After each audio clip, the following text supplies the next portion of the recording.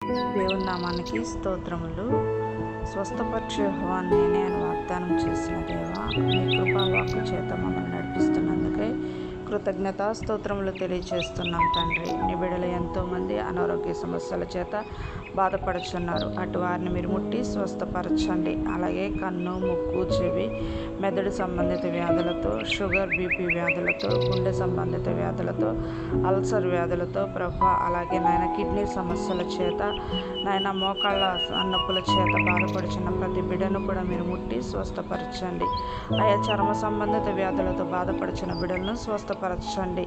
ఆయా చెప్పుకోలేనటువంటి మానసిక ఇబ్బందుల చేత బాధపడుచున్న వారిని కూడా మీరు ముట్టి స్వస్థపరిచి, వారు చేస్తున్న పనిపాటలను కూడా మీరు దీవించి, ఆశీర్వదించి, బలపరిచి, సహాయం దయచేయమని, సంతోషమును దయచేయమని, నీ కృపావాక్కు చేత నడిపించమని యేసు పరిశుద్ధ నామమున అడిగి వేడుకొనుచున్నాను పరమ తండ్రి.